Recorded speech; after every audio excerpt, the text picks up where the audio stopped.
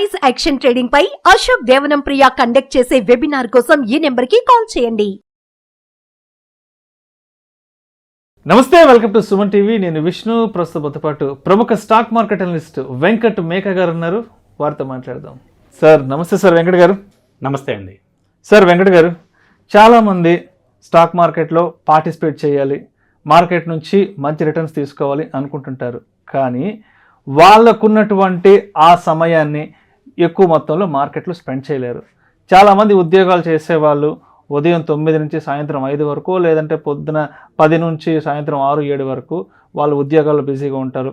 మరికొంతమంది వాళ్ళ వ్యాపారాలలో బిజీగా ఉంటారు. కాబట్టి అందరూ మార్కెట్లో టైంని స్పెండ్ చేయలేరు. కాబట్టి కొంత తక్కువ సమయాన్ని వెచ్చించి మార్కెట్ ద్వారా వేరే అదర్ ఇన్కమ్, ప్యాసివ్ ఇన్కమ్ని జనరేట్ చేసుకోవాలి అనుకున్న వాళ్ళకి మరి వెంకట్ మేక గారు ఎటువంటి సలహాలు, సూచనలు తెలియజేస్తారు? మంచి ప్రశ్న అండి.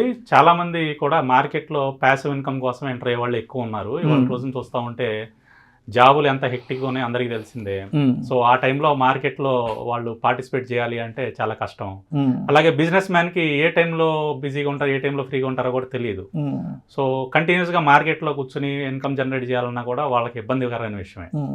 అంటే మార్కెట్లో ఫుల్ టైం కూర్చునే వాళ్ళు అయితే వాళ్ళు ఏ టైం అయినా పర్వాలేదు. కానీ సో ఇలా వేరే వ్యాపకం ఉన్నప్పుడు, అంటే జాబ్ కానీ బిజినెస్ కానీ, అంటే వాళ్ళు మార్కెట్ నుంచి ఎలా డబ్బులు తీసుకోవచ్చు.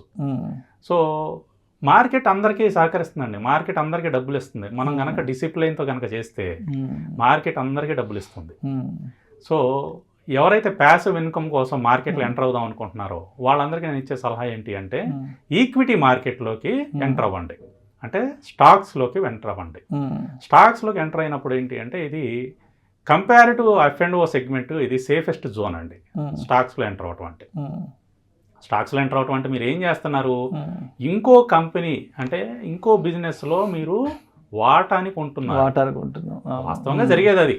స్టాక్ బై చేయటం అంటే ఏంటి, ఇంకో వ్యాపారంలో మీరు పెట్టుబడి పెడుతున్నారు, భాగస్వాములు అవుతున్నారు. సో ఏ కంపెనీలో మనం భాగస్వామ్యం అయితే మనకి అది లాభాలు తెచ్చిపెడుతుంది అనేది ఇక్కడ మెయిన్ పాయింట్. సో దానికి టెక్నికల్ నాలెడ్జ్ ఏమీ లేదు, నాకు ఎనాలిసిస్ చేయడానికి టైం సరిపోవటం లేదు, లేకపోతే ఇది నేర్చుకోవాలి అంటే కొంచెం కష్టం, నా ప్రొఫెషన్ వేరే ఇది వేరే ఉంటుంది ఎలా అనుకునే వాళ్ళందరికీ చిన్న చిన్న సింపుల్ టెక్నిక్స్తో కూడా మనం సలహాలు, అంటే ఎవరి సలహాలు తీసుకోకుండా మనం ఓన్గా చేసుకోవచ్చు అండి. ఇప్పుడు రియల్ ఎస్టేట్లో కూడా పెట్టుబడి పెడతారు. రియల్ ఎస్టేట్లో పెట్టుబడి పెట్టే వాళ్ళందరికీ ఆ ఏరియా మీద అవగాహన ఉండే పెడుతున్నారా?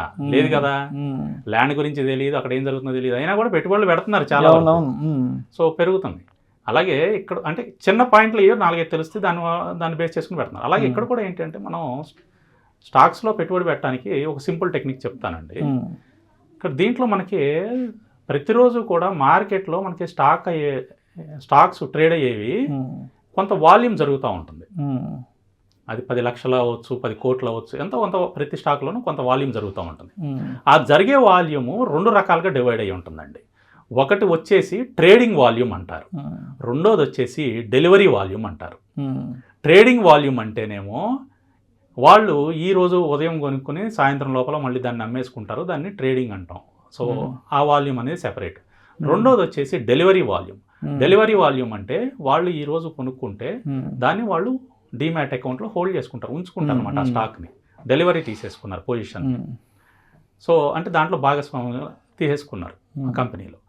సో మనం ఇక్కడ గమనించాల్సింది ఏంటి అంటే, ఏ స్టాక్లో అయితే మీకు కంటిన్యూస్గా 3 రోజుల పాటు డెలివరీ వాల్యూమ్ అనేది మోర్ దెన్ 70% జరిగిందనుకోండి, కంటిన్యూస్గా 3 రోజుల పాటు డెలివరీ వాల్యూమ్ మోర్ దెన్ 70% జరిగితే మనం అటువంటి స్టాక్స్లో ఇన్వెస్ట్ చేసుకుంటే అది భవిష్యత్తులో పెరగడానికి స్కోప్ ఉంటుందండి. అంటే కంటిన్యూస్గా 3 రోజుల పాటు ట్రేడ్ అయ్యే వాల్యూమ్ కన్నా కూడా డెలివరీ వాల్యూమ్ ఎక్కువ ఉంది, 70% ఎక్కువ ఉంది అంటే చాలామంది ప్రజలు దాని మీద ఇంట్రెస్ట్ చూపిస్తున్నారు.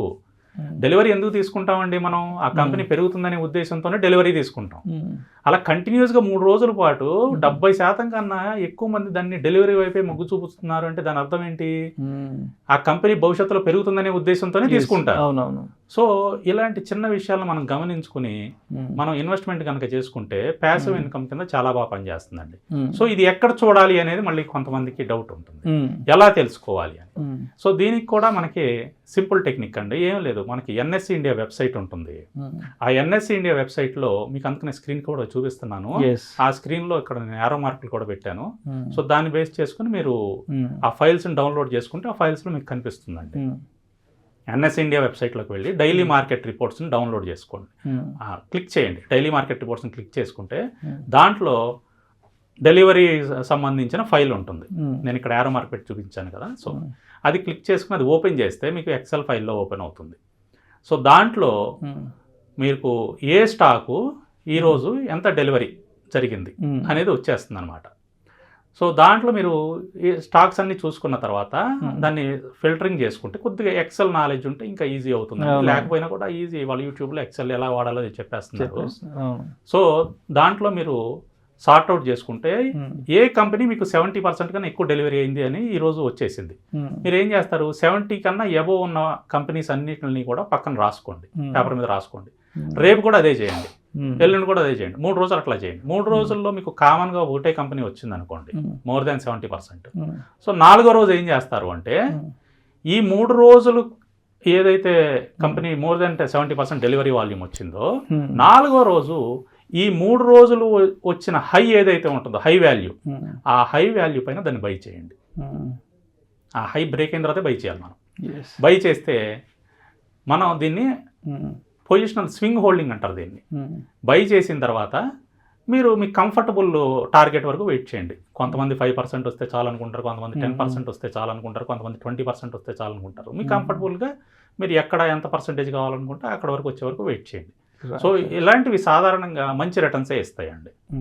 సో ఇక్కడ కూడా మీరు గమనించాల్సింది ఏంటి అంటే ఇవన్నీ కూడా నార్మల్గా మీరు డే టైంలో చేయాల్సిన అవసరం లేదు. చక్కగా నైట్ టైం భోజనం చేసిన తర్వాత ఒక్క 5 నిమిషాలు మీ సమయం దీనికి కేటాయిస్తే చాలు. ఎక్కువ కూడా అక్కర్లేదు, 5 నిమిషాలు చాలు. కేవలం 5 నిమిషాలు కేటాయించి మీరు ఈ పని అంతా చేసుకోవచ్చు. నెక్స్ట్ డే 4th డే కూడా మీరు ఆర్డర్ అనేది 3వ రోజు రాత్రి ఆర్డర్ పెట్టేసుకోవచ్చు అండి. 3వ రోజు రాత్రే ఏఎంఓ ఆర్డర్ అని ఉంటుంది, ఆఫ్టర్ మార్కెట్ ఆర్డర్ అని. సో నైట్ మీరు అనాలిసిస్ చేసేసిన తర్వాత 3వ రోజు 4వ రోజు మీరు కొనుక్కోవాలి కదా. 4వ రోజుకి మీరు ఏం చేస్తారంటే ఏఎంఓ ఆర్డర్ ద్వారా మీరు ఏ ప్రైస్లో కొందాం అనుకుంటున్నారో ఆర్డర్ ముందే పెట్టేసుకుని పడుకోండి. నెక్స్ట్ డే ఆర్డరు ఆ ప్రైస్ కనుక వస్తే ఆర్డర్ ఎగ్జిక్యూట్ అవుతుంది. ఎగ్జిక్యూట్ కాలేదనుకోండి ఆ రోజు మళ్ళీ నైట్ మళ్ళీ మీరు అనాలిసిస్ చేసుకుంటారు కదా. ఆ నైట్ అనాలిసిస్ చేసుకున్నప్పుడు నిన్న ఎగ్జిక్యూట్ కాలేదు కాబట్టి రేపటికి మళ్ళీ ఆర్డర్ పెట్టి పడుకోండి. సో ఇలా చేసుకోవచ్చు అండి. లేదా ఇంకో ఆప్షన్ ఉంది, జీటీటీ అని, గుడ్ టిల్ ట్రేడ్ అని ఇంకో ఆర్డర్ ఉంటుంది. ఆ ఆర్డర్ పెట్టుకున్నా కూడా మీకు అది 2-3 రోజుల తర్వాత వచ్చినా కూడా ఆర్డర్ ఆటోమేటిక్గా ట్రిగ్గర్ అవుతుంది. మీరు ప్రతిసారి పెట్టాల్సిన అవసరం లేదు ఆర్డర్.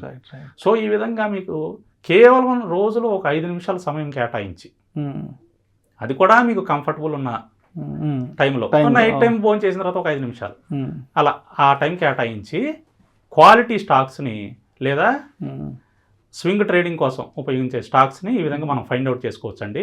ఇది మీకు ప్యాసివ్ ఇన్కమ్ జనరేట్ చేసుకోవడానికి అయితే చాలా అద్భుతమైన కాన్సెప్ట్.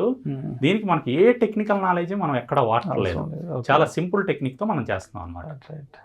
సో అయితే ఇప్పుడు వెంకట గారు, ఇప్పుడు మీరు చెప్పిన దాని ప్రకారం తక్కువ సమయం కేటాయించి ప్యాసివ్ ఇన్కమ్ సోర్సెస్ని ఎలా జనరేట్ చేసుకోవాలి అన్న వాళ్ళకి కొన్ని సజెషన్స్ ఇచ్చారు. కొంతమంది మేము మార్కెట్లో ఎక్కువ సమయాన్ని కేటాయిద్దాం అనుకుంటున్నాము, మేము మార్కెట్లో ఫుల్ టైం కూర్చుందాం అనుకున్న వాళ్ళకి, అంటే వాళ్ళు ఎటువంటి ఫ్యాక్టర్స్ని కనుక మీట్ అయితే వాళ్ళు ఎక్కువ సమయాన్ని మార్కెట్లో స్పెండ్ చేయొచ్చు అంటారు? అంటే ముఖ్యంగా మార్కెట్లో ఎక్కువ సమయం కేటాయించి మనం ట్రేడింగ్ కానీ ఇన్వెస్ట్మెంట్ కానీ చేసుకుందాం అనుకునే వాళ్ళు ఎవరైనా సరే మార్కెట్ గురించి కొద్దిగా అవగాహన ఉండాలండి. అది వాళ్ళు సొంతగా నేర్చుకోవటం కానీ బయట ఎక్కడన్నా నేర్చుకోవటం కానీ చేసి వాళ్ళు మార్కెట్కి సంబంధించిన విషయాలన్నిటి మీద అవగాహన ఉంటే అప్పుడు ఫుల్ టైం కేటాయించుకుని ఫుల్ టైం దీంట్లో ఉన్న అన్ని రకాల కాన్సెప్ట్స్ ఏవైతే ఉన్నాయో మనకు అన్ని రకాల సెగ్మెంట్స్ వాటిల్లో వాళ్ళు ఐదర్ ట్రేడింగ్ కానీ ఇన్వెస్ట్మెంట్ కానీ చేసుకోవచ్చు అండి. అయితే చాలామంది ఏం చేస్తుంటారంటే ఇప్పుడు మార్కెట్లో ఇన్వెస్ట్మెంట్స్ చేయడానికో ట్రేడింగ్ చేయడానికో బయట నుంచి డబ్బులు తీసుకొచ్చి మార్కెట్లో పెడుతుంటారు, లేదంటే ఫ్రెండ్స్ దగ్గర తెలిసిన వాళ్ళ దగ్గర అప్పులు తీసుకొచ్చి పెడుతుంటారు కదా. ఇటువంటి వాళ్ళకి మీరు ఏం చెప్తారు? అసలు పొరపాటును కూడా అటువంటివి చేయొద్దండి. అప్పు తీసుకొచ్చి లేదా ఫ్రెండ్స్ దగ్గర అప్పు తీసుకొచ్చి కానీ బ్యాంక్ లోన్ తీసుకుని కానీ కొంతమంది పర్సనల్ లోన్ కూడా తీసుకుంటుంటారు సార్. అవును, కొంతమంది గోల్డ్ లోన్ తీసుకుంటుంటారు. సో ఇలాంటివి అన్ని తీసుకొచ్చి వాటిని ఇన్వెస్ట్మెంట్ కోసం ఉపయోగించొద్దండి. అది కూడా ఇది ఇన్వెస్ట్మెంట్ కూడా కాదు, యాక్చువల్గా ఇది చెప్పాలంటే స్పెక్యులేటివ్ కైండ్ ఆఫ్ థింగ్స్ కి మనం అప్పు తీసుకొచ్చిన డబ్బుతో పొరపాటును కూడా చేయకూడదు. మన దగ్గర ఏదైతే సేవింగ్స్ ఉంటాయో ఆ సేవింగ్స్ని మాత్రమే దీన్ని యూజ్ చేయాలి. సో మనకున్న అంటే మనకి ఏదైనా ప్యాసివ్ ఇన్కమ్ సోర్సెస్ అలాంటివి ఉండి మన దగ్గర ఏదైనా ఎక్స్ట్రా ఇన్కమ్ ఉంటే కొంత ఎక్కువ సమయాన్ని మార్కెట్లో కేటాయించుకోవచ్చు అంటారు. అవునండి, correct. Right, thank you so much Venkat మేక గారు. కేవలం 5-10 నిమిషాల సమయాన్ని కేటాయించి స్టాక్ మార్కెట్ ద్వారా ప్యాసివ్ ఇన్కమ్ సోర్సెస్ని ఏ విధంగా జనరేట్ చేసుకోవచ్చు అనే దాని గురించి చాలా చక్కగా మేము విశ్లేషణ తెలియజేస్తారు. Thank you so much sir. Thank you అండి. ప్రేక్షకుల విజ్ఞప్తి, ఈ వీడియోలో ప్రస్తావించబడిన అంశాలు కేవలం ప్రేక్షకులకు అవగాహన కొరకు, ఇన్ఫర్మేషన్ కొరకు, ఎడ్యుకేషన్ పర్పస్ కొరకు మాత్రమే. వీటి గురించి ప్రస్తావించబడింది. పెట్టుబడులు పెట్టే ముందు మీ అడ్వైజర్ని సంప్రదించి మాత్రమే తుది నిర్ణయం తీసుకోగలరని మా మనవి. నమస్తే. సుమన్ టీవీలో మీ పర్సనల్ అండ్ బిజినెస్ ప్రమోషన్స్ కోసం కింది నెంబర్కి కాంటాక్ట్ చేయండి.